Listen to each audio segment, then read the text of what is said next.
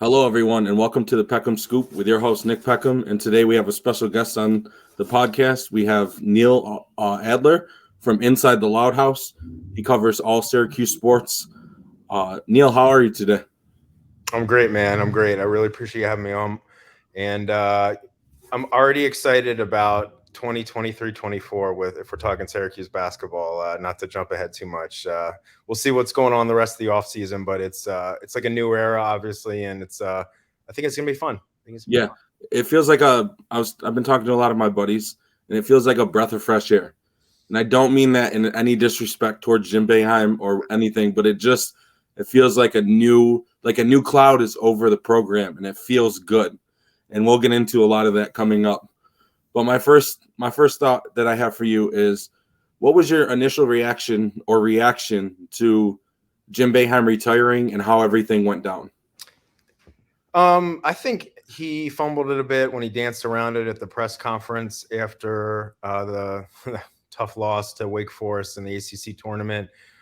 And I think the university, frankly, kind of fumbled it too. They put out a press release a few hours later, I guess, and announcing that Autry was the new head coach. They didn't really mention Boeheim retiring or like what the deal was. There was no quotes from him in the press release. Not that that's a big deal. It seemed a little fumbled. But then they had the press conference 2 days later, and Adrian was introduced, and Boeheim talked for a while, and I think, frankly, it was the press conference was more about Jim Boeheim saying goodbye, so to speak, than Autry, just given how it was fumbled. But that's over and done with. Whatever.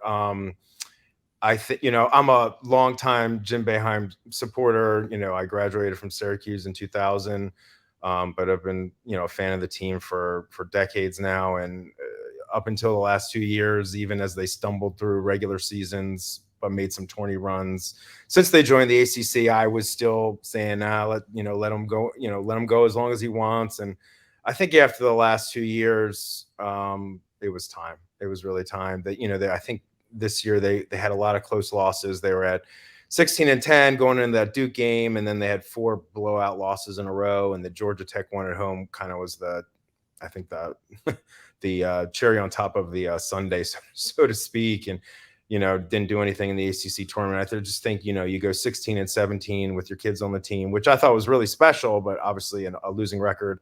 And then this year, 17-15. It just, he's 78. I'm sure he could have kept going. Like he says all the time, he's not the one running back and forth at practice. He's blowing the whistle and whatnot. So he could have kept coaching, but I think it was time. I don't know the inner discussions between him and Autry and Wildhack and the rest of the SU, the university. But I feel like Autry was the right hire. I'm sure some fans wanted to go outside the family.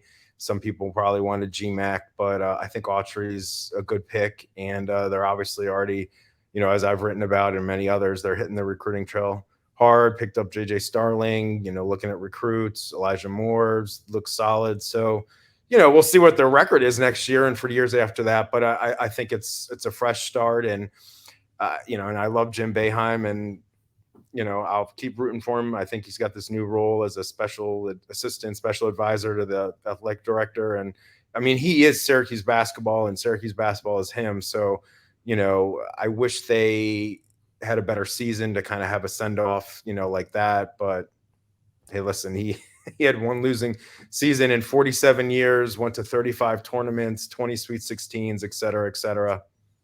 His achievements speak for themselves. Yeah. Like you said, I do think that the way it all happened right after the tough loss to Wake Forest in the tournament, just his press conference where Jim Boeheim in the media, right? It's never you're never going to get a straight answer. So he's going to be, it's up to the university. I don't know what I'm doing yet. And again, they just had an absolute heartbreaker loss to Wake Forest. That was a dagger, yeah.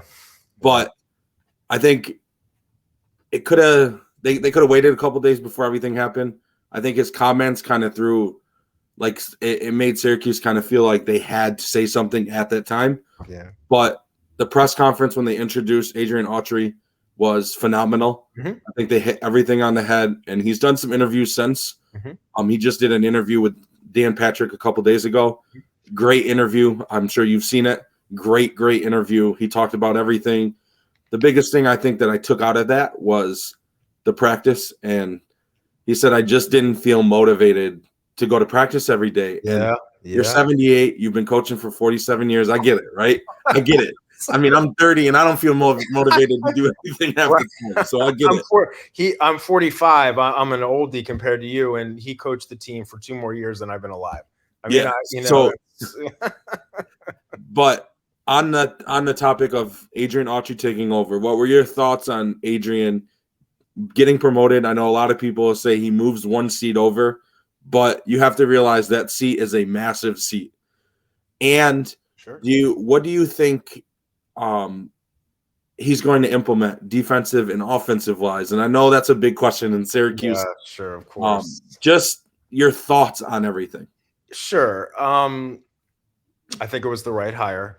I love Jerry McNamara. I love Alan Griffin. They're great coaches, but Autry's paid his dues. He was the associate head coach. He has, I hope I'm not misspeaking, but I believe he has the most collegiate coaching experience, assistant coaching experience out of the 3 of them. Yes, he does. And he was, I think he's the right man for the job. He's got deep recruiting ties, particularly in the Washington, D.C. area, where he was a coach, at high schools and on the AAU level with Team Takeover, what's now Team Takeover. Benny Williams played there for that program, Justin Taylor, so he's got good ties there, but I mean, it goes way beyond that. And I just think he's been, Boeheim's right-hand man for a bunch of years now. I think he became the associate coach in 2017. I might be off a year or 2, but he's been, for a bunch of years. Some people will say, well, is it better to bring in someone outside the family, the coaching tree that is a head coach, has head coaching experience versus someone within the system? You could make an argument either way. I mean, if we're talking ACC, look at John Shire at Duke and Hubert Davis at North Carolina. They both replaced legendary head coaches, just like Autry's doing with Jim Boeheim. And, North Carolina had a very disappointing year this year. They were the preseason #1 team after being the finalists the year before in the tournament, and they brought back most of their starters. And then they didn't even make the tournament. And that just goes to show you the parity in college basketball. And then Shire replaces, other than, John Wooden, probably the most accomplished head coach in the history of Division I men's basketball, Mike Krzyzewski. And, they got bounced in the second round, but I think his final record was 27-8. I'm pretty sure he had the most wins ever for a Duke head coach in his first year. So that's pretty good. And neither of them, unless I'm missing something, were head coaches prior to that. So, again, I get it. If, it was interesting. You see you're on the social media and chat rooms and all that stuff, the names thrown out there. If it wasn't going to be Autry or GMAC, someone would, Billy Donovan or Ed Cooley, or, the list goes on and on. Just maybe that would have been a good thing. I don't know. We'll have to see how it plays out, but I guess I'm a homer. I'm a SU alum. And I would have been rooting for Autry all along to get the job. And, in terms of your question about, offensive and defensive schemes, I'm pretty sure at the press conference, the introductory one, and maybe even some interviews after that, Autry has said that it looks like they'll play a mix of man and zone. I don't think he'll play zone exclusively, and I also don't think he'll play man exclusively right off the bat. I mean, I guess part of it depends on what the roster looks like for next year, in terms of who's coming back, who's hitting the portal. Mintz, is he coming back? You got Starling coming in. I think he's going to push it in terms of, a fast-paced, creating turnovers, whether in the zone or in man, and getting out in transition. It will be nice if they play man, if they can do better on the defensive glass, because that's always a thing with the zone. I think it's going to be fun to watch. I mean, for me, it's, and you said this at the beginning, it's like a breath of fresh air, a new era, no more uncertainty, A, over when Boeheim's going to retire, and B, who's going to replace him. Like, the plan, we're a go now. So Does that mean they're going to win 25 games and be a 3 or 4 seed in the tournament? I don't know. We'll find out. But again, like you said, Boeheim 78, been doing it 47 years. Did he retire? Was he politely forced out? I don't know. I mean, to be honest with you, I don't even care at this point. He's going to remain with the university. He's not the face of the program anymore, but much respect to him and everything he's done. And let's see what Autry can do. I don't think he's going to play zone exclusively. I really don't. But we'll see. Yeah. You made some great points. To start with the North Carolina thing, they returned 4 starters from a team that led Kansas at halftime of the national championship game last year. Yep. I think the biggest thing with North Carolina, just off topic for 1 second. No, it's all good. I think the biggest thing with North Carolina, I talked about this yesterday with Matt, is the loss of Brady Manick. I think people don't realize how big of a loss it was. And I understand they brought Pete Nance Jr. in, but they're 2 different players. Sure. Yeah. And Brady Manick he averaged almost 3 threes a game for North Carolina. That's the floor, man. And just spacing the floor and opening the lane for guys like RJ Davis and Caleb Love. It was huge. And then on your point about Duke, I mean, John Shire, say what you want about him, and I know Duke started off slow. They did. And I think they won 10 games down the stretch. They won the ACC tournament. I think he finished 16-0 at home. It's like one of the few times they've ever been undefeated at Cameron Indoor. And I know they lost to Tennessee in the second round, but I think Mark Mitchell not playing, especially in a game like that, physical game, major piece. Physical team. Yeah. And Mark Mitchell is one of the guys on that team who I think could have matched physically with Tennessee. I mean, a lot of the other guys you look at, like Kyle Filipkowski and Derek Lively, they're not built yet. They're freshmen. And I'm not taking anything away from them at the end of the day. No, but that's the point right there. They're freshmen. And you see there's a lot of, I mean, I got a bracket. I've just been filling out teams as they've gone, as they moved on. But a lot of teams that are still in this, yes, they have freshmen who are stars. Alabama with Brandon Miller, Arkansas with Nick Smith Jr. and Anthony Black. But a lot of these guys have upperclassmen who have been there, who have done that. And it makes a huge difference. It's hard to win in college basketball nowadays with just freshmen. And I know a lot of people say they brought back Jeremy Roach. He played great. Sure. Played fantastic, but it's hard when you brought back one guy and then you surround him with freshmen. And I mean, nobody talked about the fact that Tyrese Proctor I think he's 18, and he was actually supposed to be a senior in high school this year, but came to Duke early and then got asked to run point guard for Duke as an 18-year-old. I mean, that's a lot to put on your shoulders. It's a lot of pressure. Yeah. And he played great at the end of the day, but I do think Adrian Autry is going to run more of a hybrid defense, we'll call it. I think he's going to mix in some man, maybe some full court press. Obviously, you're going to see the zone. I mean, the zone worked last year against teams that couldn't shoot. Right. But when teams can shoot threes, there's not much the zone can do at the end of the day. Yep. So I do think you'll see a hybrid type of defense. But like you said, I'm excited. I think Adrian Autry deserved this. I think he's going to run with it. I've talked to a lot of people that I know, and I mean, like you said, on Twitter or any social media out there, Syracuse is a family, right? So a lot of guys that played at Syracuse and have been there. It's one of the few programs in college where guys come back, and it's just a big family at the end of the day. Oh, yeah. Absolutely. And you hear a lot of these guys talk about what Adrian Autry meant to them and how they think he's going to be very successful from what they've seen. And it's a very encouraging thing at the end of the day for this program that needs that breath of fresh air to really. I mean, I hate to say it, but we've been in the ACC now for 10 years. We just finished our 10th year in the ACC. Isn't that crazy? And I'll go back. I was actually the other day, I was just watching on the ACC network. They had the Pitt Duke game when Tyler Ennis hit the half court shot to win it. And that was our first year in the ACC. Yep. And I'm thinking that was 10 years ago. Like, that's absolutely crazy. But and that was the only year that Syracuse had a really good record in the ACC. Yeah, in ACC play, I think 14-4, and that was the year they started out 25-0. All this, but since then it's been a couple of tourney runs and a lot of so-so regular seasons. I mean, that's just Yeah, we've been. I mean, basically, we've been. If you look at the numbers and go back and look at our ACC numbers through the years, I 500. think we're a 500 team in Yep, ACC play, absolutely. and we've never made it past the second round of the ACC tournament as well. No, never won more than one game. I know. It's great, and you go back Yeah. and you think of what we did in the Big East and what we did in the Big East tournament, and it's crazy how we we haven't been successful like that in the ACC, and you just wonder like why.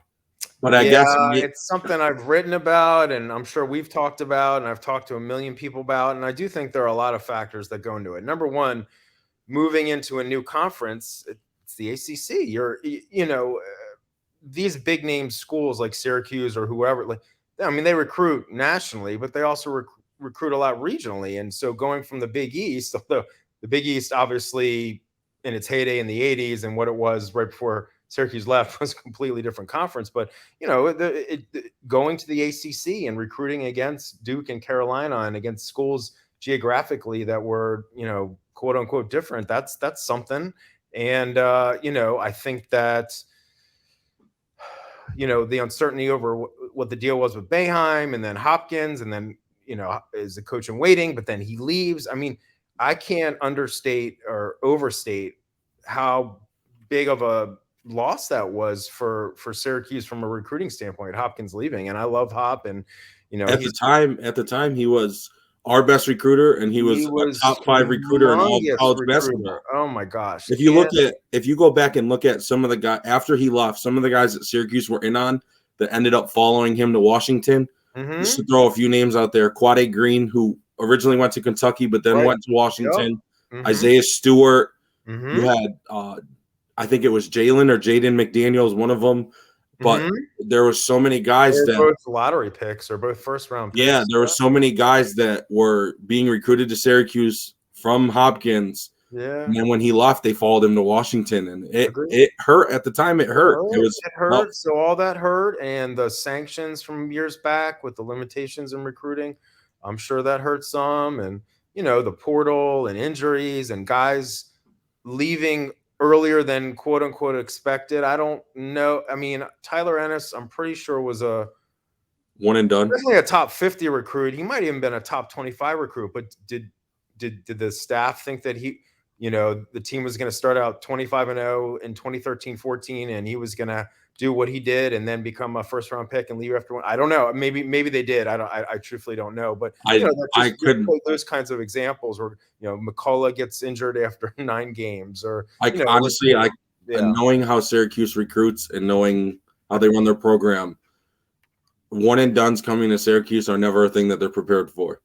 And Boeheim has always been a guy that recruits guys who will be there 2, 3, 4 years possibly. Right. And they like to grow as a team. That's why we'll talk about Judah in a little bit, but Judah's another story. Or you have some of the guys recently that have transferred out. You've had Robert Bracewell. I know he wasn't huge for Syracuse, but he was a good bench piece. Yeah. You had guys like Kadari Richmond and Quincy Guerrier, and it's tough. It's tough when you lose guys, because Quincy would have been a senior this year on this team.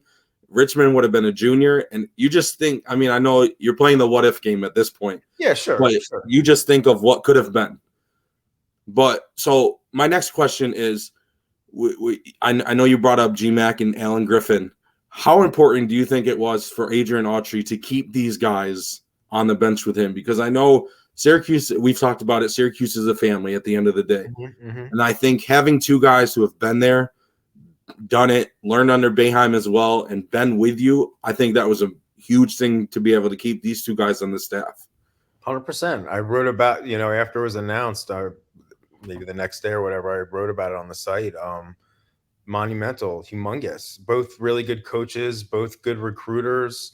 Just to have that cohesiveness, that those relationships, and I'm not in inside their circle. I don't know about their inner workings between the 3 of them, but I assume they're really close, on and off the court. And if they have, the rumors about, is Jerry going to get, go up for a head coaching job somewhere? I feel like that's come up in the past, but to have them both back, and then we'll see about this third assistant. And there's been reports out there, it might be a guy from GW who's got really good DC Yeah, franchise. that's another topic I have. Oh yeah. But no, to have those three, I think they're going to be really, really good at recruiting. I think they're going to. I think they're the team. How's it going to fare on the court? TBD. But I like the staff a lot. I really do. I really do. And they were on, as I tweeted about, and plenty other, writers tweeted, they hit the recruiting trail right after that, looking at recruits, looking at Elijah Moore, watching them playing high school playoff games. And yeah, they're getting after it. And, and we've talked about this, and you see a lot of, I don't know if complaining or whining is the right word, but, there's a lot of talk, chatter among SU fans about maybe in the last year or two, or maybe even a little longer than that, about frustrations. Why isn't Boeheim out on the recruiting trail more? And maybe that's just a perception or misperception, but all I'll say, I'm not going to even get into what Boeheim did or didn't do because it's kind of irrelevant now. But all I'll say is, a couple of days after or a week after Autry was officially named the head coach, it wasn't even a week. He was named. No, it was a couple days. He was named on Wednesday, like the 8th, and that weekend they went and saw, a recruit out of Philly, and then Elijah Moore and Boogie Flan the next day, and they've gone and done a couple others since. So, and the whole staff was there, including the head coach. Yeah, so again, that's a great point. Is I'm excited to see GMAC in a bigger role as the associate, being announced the associate head coach now, and I think he's going to have a huge role in the recruiting aspect as well. But on that topic, it's nice. I mean, just to see all three guys out there, like you said, they went and saw Elijah Moore, who's already said he's committed, and he's agreeing Autry was the guy. I'm actually doing an internship right now at the circuit, so where we cover high school players. Awesome. And I actually did a Q&A with Elijah Moore and asked him a couple questions and wrote about it. So he's a great kid. Great kid. I mean, I follow a couple of their national analysts, Alex and Alex. They're awesome guys. Yeah, I reached out to Alex one day and we were talking. Dude, that's awesome. We have an internship if you'd like to write. So I'm actually doing that. But that's great. So recruiting wise is another topic that I have. It's nice to see all three guys out there. And I know a lot of people, listen, we're in the era of social media where people love to take pictures of who's recruiting and who's out and who's not. But just to be out there and recruiting and going to see guys like Elijah Moore to show him how much you're committed to him, and going to see guys like Boogie, and they went out and saw Thomas Serber, and it's nice. They're going after these big recruits. They're getting their name out there. It's not. It's a really nice thing to see, and the transfer portal to within your first week land arguably at the time the number one transfer in the portal and get JJ to come home. Massive. I think people underestimate it, and I don't think people understand how big of a get it was to bring JJ home. And I know a lot of people are going to say, well, he committed to Notre Dame. He didn't really have a great year. When you look at the numbers, I think it was like 11 or 12 points a game. But Notre Dame had a down year, right? It was Mike last year. Notre Dame didn't seem like themselves. But I will tell you that JJ coming home is going to light a fire under him, and he's ready for the opportunity. I actually live in Baldwinsville. I've watched JJ play when he was at Beeville. He's a great kid. On the court, we know what he can do. Off the court, he's even better. And coming home and just hearing – like when Samir came home from Marquette, just hearing how much it meant to him to play D1, high D1, play at Syracuse, playing in front of his family and friends. It means a lot to these kids. Absolutely. Because not many kids from the area get to have this opportunity to play. So your initial thought when you heard that JJ committed to Syracuse, what was your reaction? Man, I'll tell you, I was stoked, man. I full disclosure, big Mike Bray fan. I like him a lot. I really like him. I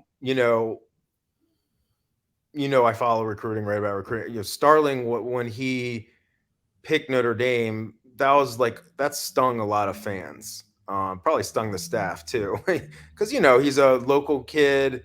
When he moved out to La Lumiere in Indiana, powerhouse prep school.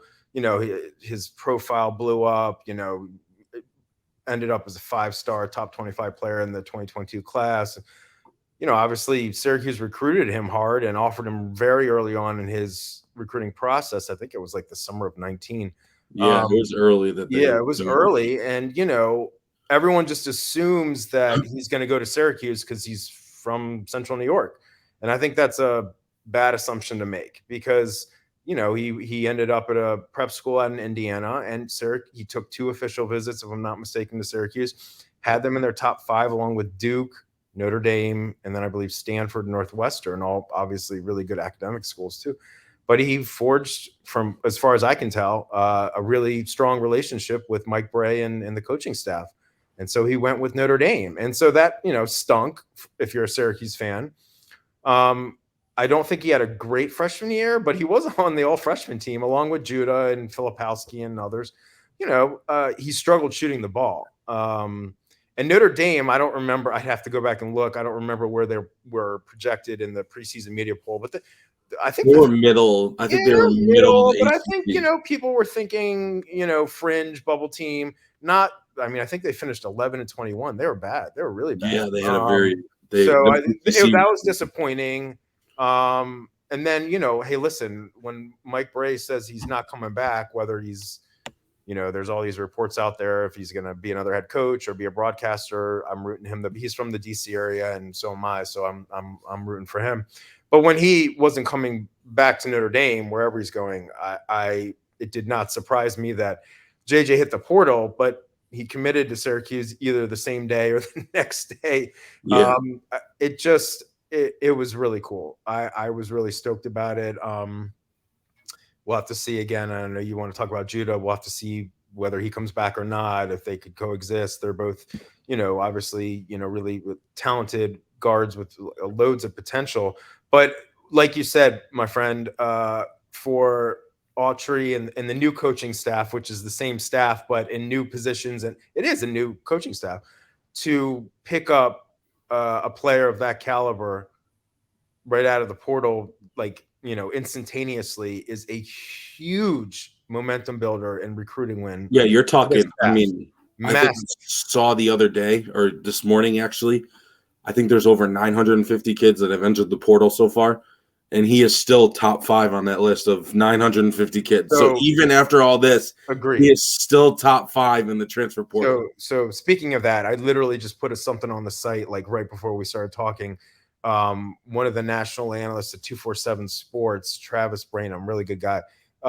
He published his initial top 25 rankings of the best, transfer players. I believe it was yesterday. I put something out on it today, but it was yesterday, and obviously it'll ebb and flow and fluctuate and change. Yeah. Starling was number 2 nationwide. Yeah, it's crazy, like you said. Again, those are rankings, and that's great and all. Just like his 5-star rankings in prep school are great. Let's see what he does on the court. But that you can't overstate how massive of a recruiting win that is for Autry. And on top of that, he said in interviews, I didn't interview him, but he said in multiple interviews when he was announced his commitment to Syracuse, that his strong relationship over the years with Autry and his son, Trey. Yeah. That was another reason why he is coming back home. Yeah. To piggyback what you said, it was, so Syracuse did their press conference with Adrian Autry. I want to say it was Friday morning the week for the 2 days after we Friday, lost the tournament. Yep. Saturday morning, I think it was when he committed to Syracuse. So I think it was literally less than 24 hours after Adrian Autry officially became head coach. But like you said, the ties between Adrian Autry and his son Trey with JJ and how they played growing up out in this area together and AAU together. Yeah. JJ in his interview said how much Adrian Autry means to him off the court. And it's a nice thing to see. That is you can't put a value on that. It's immeasurable value. And I know a lot of people will say, because I know a big thing now is I think Trey committed somewhere else. GW. GW. Yeah, that's what it was. And I know a lot of people are saying does he come back to Syracuse now that his dad's coach? And I know a lot of people are like, well, we already had the Jim Boeheim and his sons thing.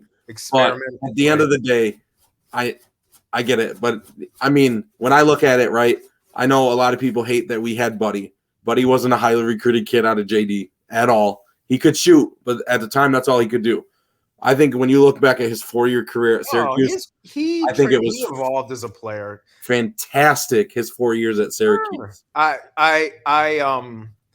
could speak about this forever, and part of it is I have a son myself, although he's 6, and I'll never coach him, be a college coach and coach him, so I'll never have that.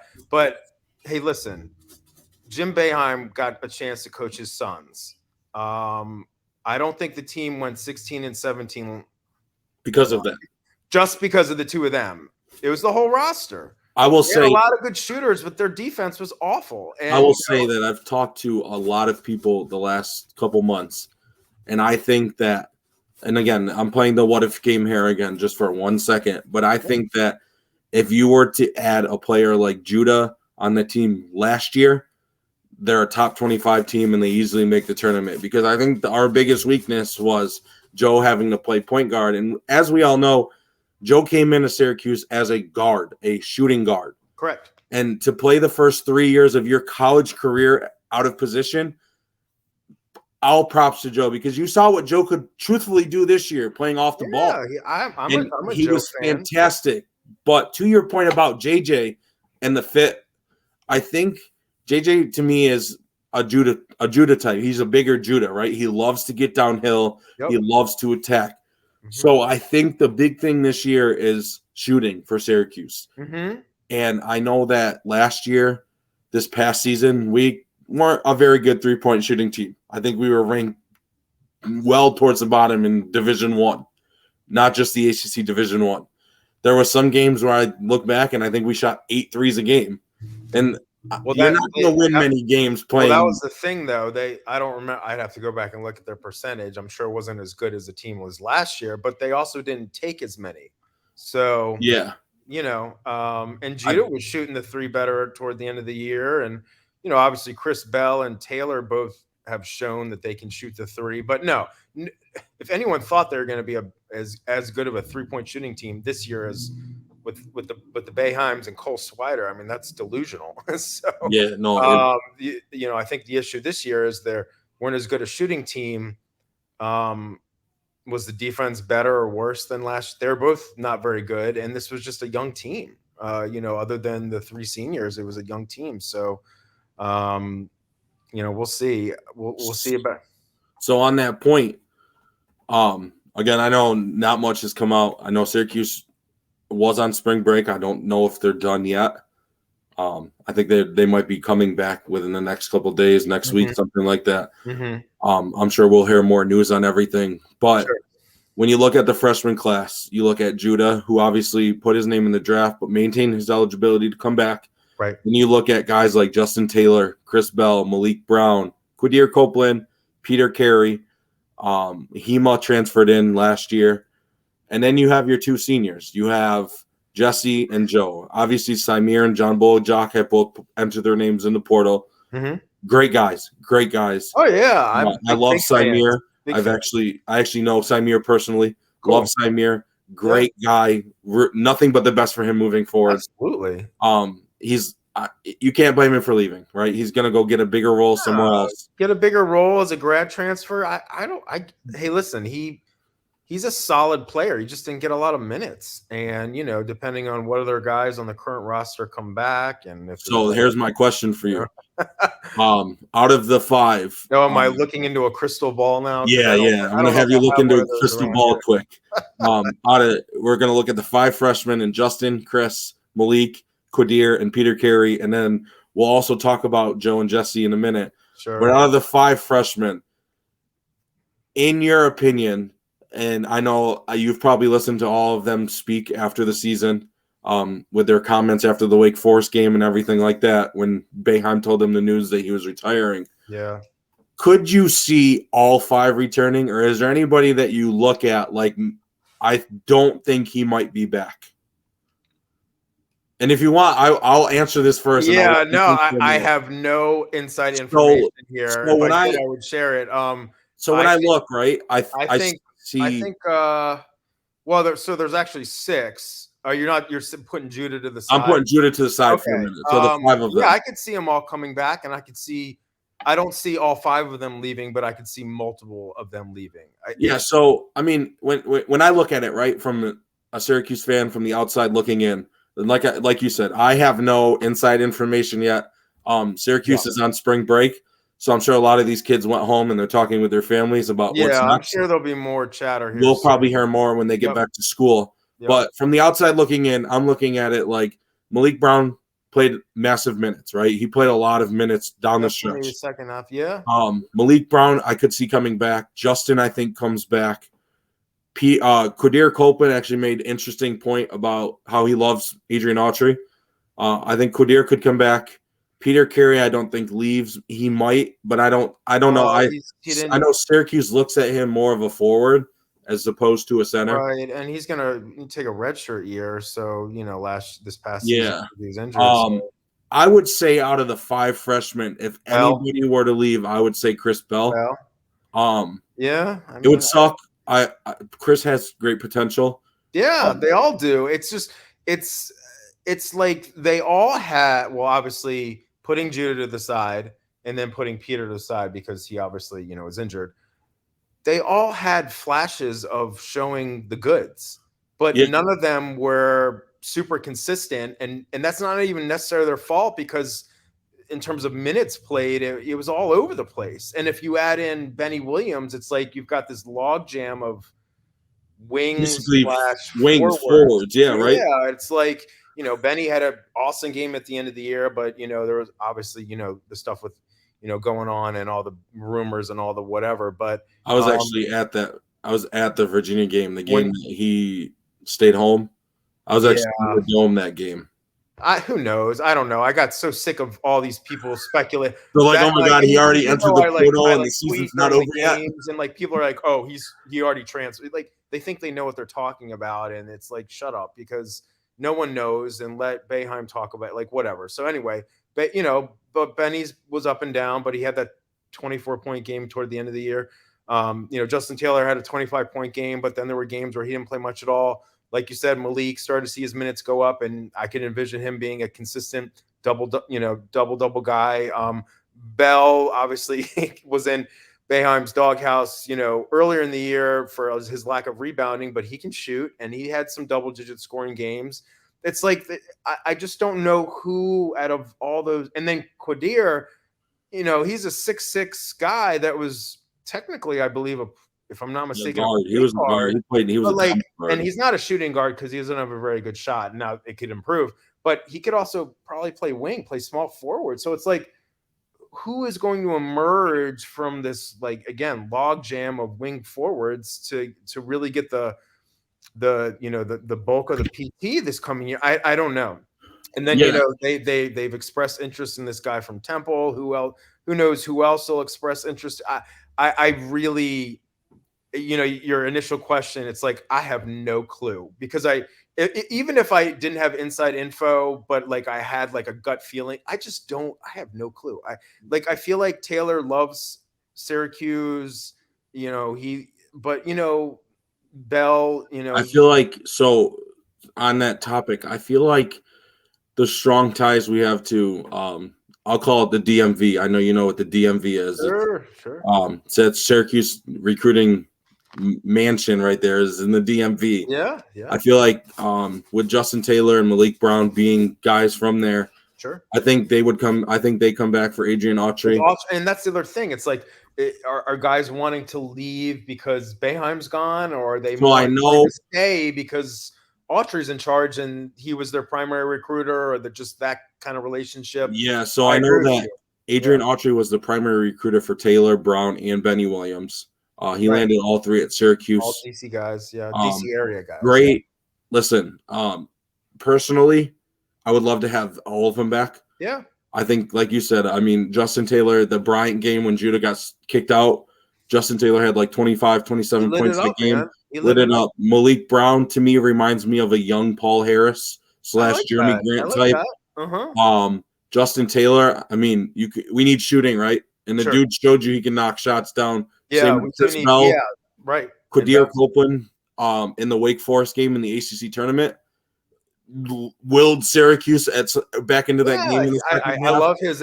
You know what I love about Quadir, and like he's a really cool dude, and like we follow each other on Twitter. Not that I'm He's not, a glue guy. but he's like a glue guy, and he like. Yes. But even like what I would notice about him is even throughout lots of games throughout the year when he didn't get in at all, he's always like I'm always looking at who is like the most excited and cheering on his team on the bench, and he's just like his enthusiasm.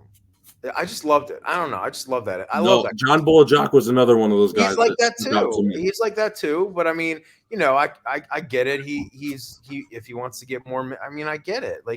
But I wish him well because like Samir and I like those are good guys. They're good people. They're good people. So Yeah. So I don't know. To answer your original question, I have no freaking idea. But I could see all 5 coming back. I'd probably, if I were a betting man, I would bet that I would put more on the I would bet more in the favor that or on the side that at least one doesn't come back than then all 5.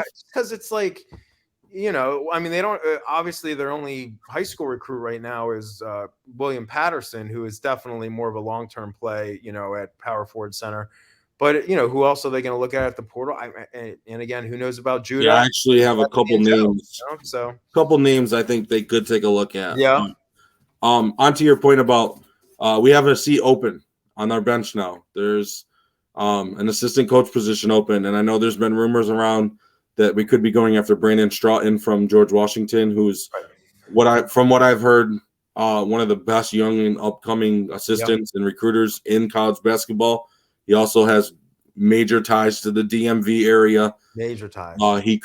He actually coached Benny Williams and Justin Taylor at AAU out there. Yep.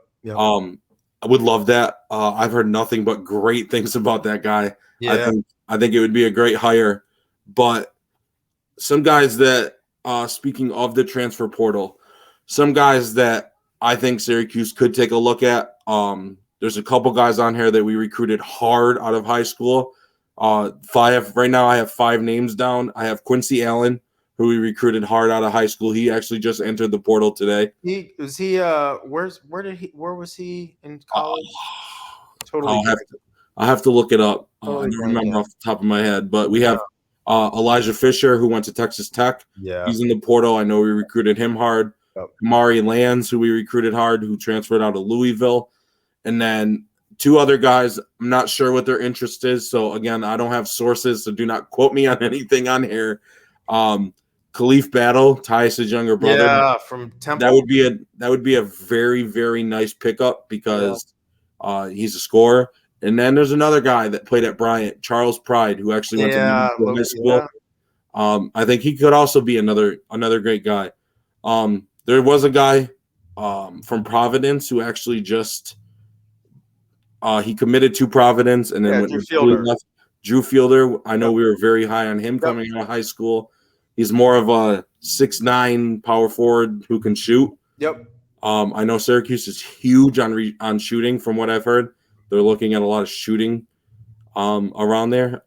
Quincy Allen ended up going to Colorado. Yeah, he played at the Moretz School in D.C., and I can't remember if Syracuse either officially offered him or we officially offered. We were in it until the end, from what I heard. Yeah, he went to Colorado, right? And then obviously Lands was a verbal, but that was weird because he never even visited. But that was like the COVID and everything years. But Fisher, I mean, I wrote about him a ton. They offered him in summer 2020. Was one of the top prospects in Canada. Early on, he seemed to speak highly of the program. I don't know how much mutual interest there was as his, and he started to build up, big offers. There's actually another interesting topic. So I don't know if you recall, but our senior night or senior day, I should say, we were supposed to have 3 guys fly in from, I want to say, California on a recruiting trip.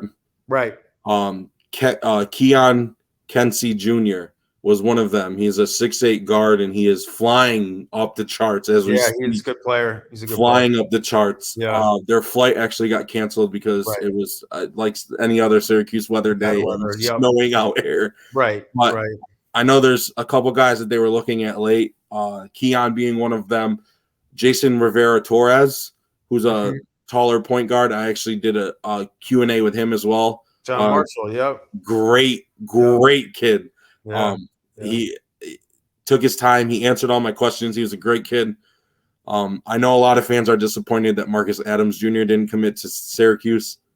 He committed to Kansas. Makes sense. And he is enrolling this year and not next year. Right. They're going to have a huge hole to fill because they're losing Jalen Wilson and Kevin McCullough and most likely Grady Dick, who's probably going to at least test the waters. But sure. To your point, I know Zach Hicks is a name from Temple that they've reached out to. He's a shooter. And Andrew Slater, I don't know if you follow him on Twitter. Of course. Somebody asked him a question about Syracuse in the portal, and I know. Yeah, I know. That was all over Twitter today. Justin Moore. Yeah, well, a quality Big East guard. Right, and then there's all these people it. saying Justin Moore from Villanova, but he's not even in the portal, so that's all conjecture right now. Yeah, but, I mean, I'll tell you, if Justin Moore hit the portal and we landed him, that'd be dope. I mean, that's a massive get. Yeah. Another thing I wanted to bring up, it's not really a question, it's more of an excitement. Syracuse women's basketball is actually in the middle of an NIT run. Yeah. First-year head coach, Felicia, great person on and off the court. Absolutely. But Deasia Fair just announced yesterday that she's coming back for her 5th year, which is huge for the program. Great. They're having a great year. I know a lot of people are disappointed they didn't make the NCAA tournament, but they were on the bubble. Yeah, they were kind of on the fringe, and then they I'm pretty sure they lost their first ACC tournament game, and I feel like if they had won at least one, maybe two, that might have. They were right on the fringe, but still. Hey, listen, after what happened in recent seasons, on and off the court, she's awesome. The culture she's bringing is great, and Fair coming back is awesome. So it says a lot to her to get a player of Fair's caliber to come back. Fair is one of the best players in the country. Yeah, they're playing tomorrow night, aren't they? Tomorrow night, yes, they play. Super happy for them. They're in the middle of a huge, actually a very nice run. They were expected to lose in their first game in the NIT. They are now in their 3rd game, which is a massive thing. Yeah. I know you've done a lot of interviews recently with Adam and his help at Syracuse, his commitment to Syracuse. Adam's a great guy. I know Adam. I love what he's doing for the program. I think it's a huge thing. I know a lot of people are like, blah, blah, blah, this and blah, blah, blah, that. But to get guys to come and see Syracuse is huge. He's obviously helped on the recruiting trail a little bit. I mean, college basketball, as we know it, it's different, right? Different. It's more of transfer portal, NIL, things like that. But so let me ask you, I know we kind of talked about the tournament. It's actually going on right now as we speak. Who do you have winning it all? And if you could name, we'll say, I know looking at the bracket right here, I know there's a lot of Big East teams left. I think there's 3 Big East teams. Right. Yep. There's only one ACC team, which is kind of disappointing. Yeah, Miami, right? Yep. And I think there's also 3 SEC teams. Yep. Who do you have winning, and what would be your X factor for the team you have winning? Oh. So I did one bracket, although full disclosure, my 6-year-old son helped me, and he thinks he knows everything about basketball, but he doesn't, and neither do I. So, but we had Alabama winning it all over. We had Gonzaga, Texas, Alabama, and Duke. So obviously Duke's not in play. I can't remember. I'd have to go back and look. I feel like I had Alabama versus maybe Gonzaga in the final game. And then Alabama winning it. But it's interesting because obviously they were the number 1 overall seed. And just like you said, we were talking about, I think offline even before we started, is, just complete team. And obviously Brandon Miller. But I mean, they had a lot of baggage towards the end of the year with all this Yes. this stuff, which is no joke. And I don't want to, that's like, very serious, and it is what it is. Uh, but they look really good. But my thought was heading into the tournament is, would that be like a cloud hanging over the team, and their star players are freshmen, and like you said earlier, in recent years, veteran teams, even if they have some good freshman players that play big roles, but veteran teams have been winning the tournament. So, is a team led by a freshman going to win the tournament? I think that. So I don't know if Miller's the X factor, but I did have them winning the whole thing. Yeah, I'm rooting for Tennessee because like I've told you, my boy lives in Nashville, but he roots for the Vols, so they're like my second favorite team now. So yeah, we'll see. They're playing later tonight. But hey, listen, it's interesting because Gonzaga, last 2 years, obviously, he's been number 1 overall seed. They went into the title game against Baylor in 21, undefeated, and then people say they choked. They didn't choke. They lost to a really good team. But they're a lower seed this year as a 3. But I could see them winning the whole thing. But I think their game against UCLA is going to be a fabulous game. Yeah, it should I be. like UConn. UConn started out of the gates really hot. I think they got up to number 2 in the polls, and then they lost some games. Big East has some good teams. It is what it. But then they've been on a run lately. So and with, I believe that's the region with Kansas, they play out. So they're play Arkansas tonight. So, and Arkansas is an 8 seed, but they're legit. I mean, I'm pretty sure Arkansas was preseason top 20. They were top 10. Top 10. So it's so I guess it's like an easy pick to say Alabama, but I guess I'll root for Tennessee to win the whole thing, and it'd be cool maybe if Princeton gets to the Final Four, and I don't. Are any of the regions even chalk with like 1 through 4 seeds? I do not think so. You have because Miami is a 5, and then you've got Xavier, Texas, and Houston, so it's 1, 5, 3, 2. Yeah, that's the closest. But it's been a fun tournament. I mean, hey, listen, even when Syracuse isn't in it, I love March Madness. I know you do too. It's the best part of college basketball. I mean, I think it's the best sporting event. It's literally, as you've seen throughout this tournament. Anybody could lose. I know a lot of people had Arizona in their Final Four. Absolutely. Arizona lost to Princeton in their first game. So Purdue lost first round, another. So now it's not just Virginia and Tony Bennett, because I really like Tony Bennett a lot. So they're not the only one that, has been a 1 to lose to a 16, but it's crazy. Yeah. I mean, I wasn't super, no disrespect to Purdue, and I like Matt Painter, and I think he's a good coach, but I didn't think they were going to lose in the first round, but I don't think a lot of people, even though they were 1, had them going. Yeah, outside of Zach Edey, really, they weren't a great shooting team. Right. A lot of their games that they won were Zach Edey dominated, and when you're the size of Zach Edey, you're going to dominate most games. So I think it really caught up to them against Farley Dickinson, even though it was literally David versus Goliath. It was the tallest team in college basketball, the shortest team in college basketball. I know, right? That was so crazy.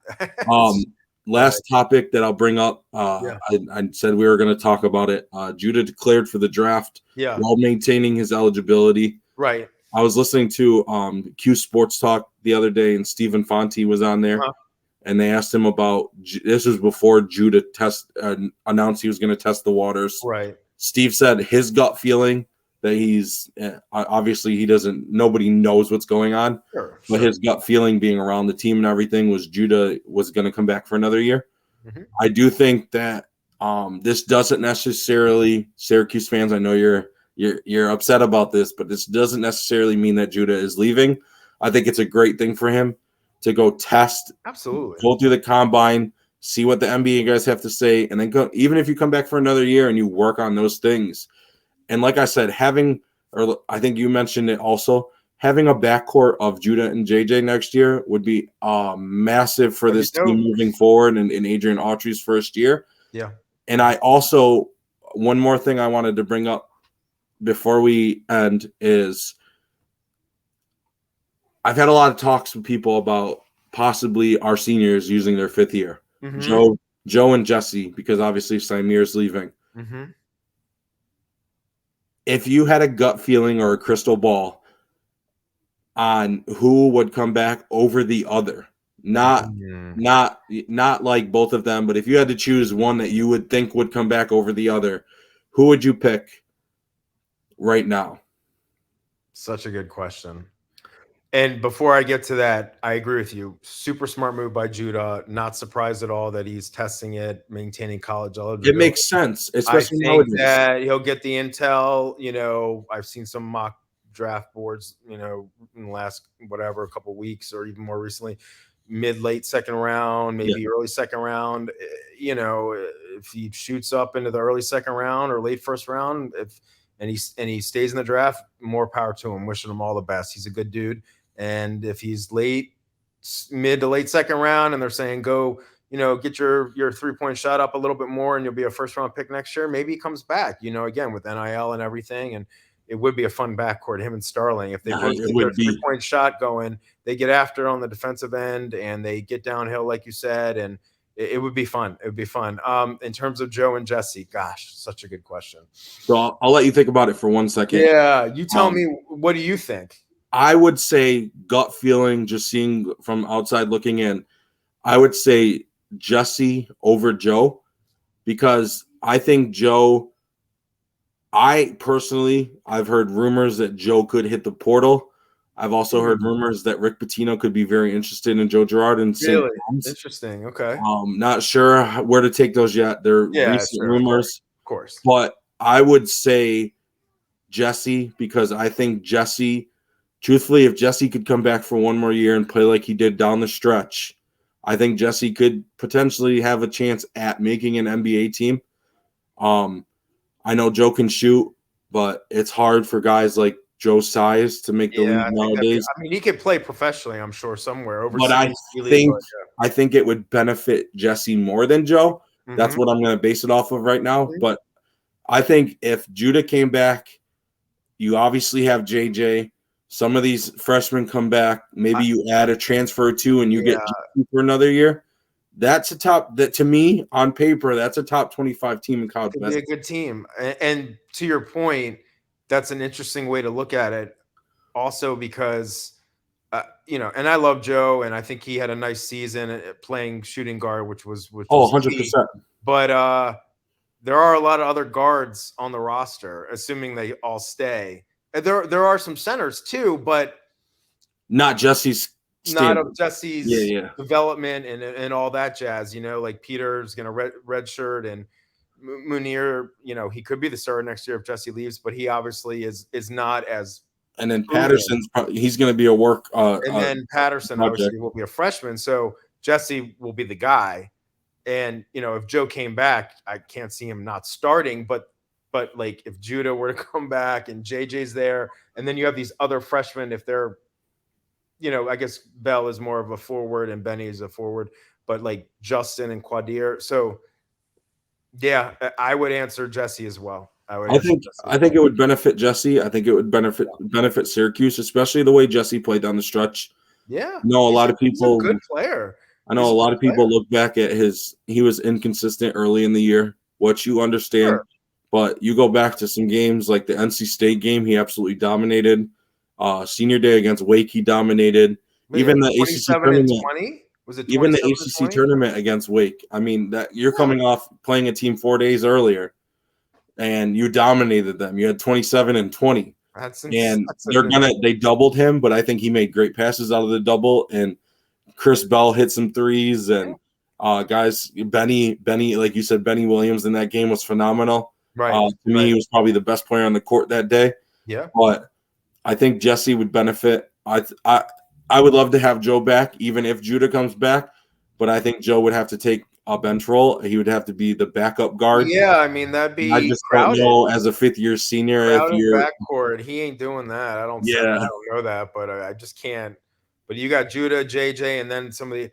If Joe comes back and Judah comes back, and with JJ, I can't see all the other I mean, there's Yeah. just there's not enough playing. They might have enough scholarships, but someone's not going to play. And it's one thing not to play as a freshman, but with the portal and everything, like not getting minutes, looking like sophomore, and you're like, someone's going to leave. I do think that one big thing I think that Adrian Autry is going to do, especially in his first year, I think he's going to have a bigger rotation early. I think it'll be maybe 9-10 guys if we have that. I know a lot of teams, once March Madness, the end of the season comes, you kind of dwindle it down to 6 or 7 that you really trust. Yeah. Although Peckham, to his credit, played a lot of guys early rotations, but I think that was partly because he couldn't get the right combinations for them to be winning games. And so he was just trying different things out. And you don't want to be doing that in the latter half of the season. No. You want to have your set rotation, and we didn't have that at the end of the year, and I think it hurt us in the end. But Neil, thank you so much for joining. It was great talking Syracuse basketball with you. My pleasure. I hope I'm very excited for next year and this new era of Syracuse basketball, and I think we could surprise some people if some things fall our way, especially in the portal and with guys coming back.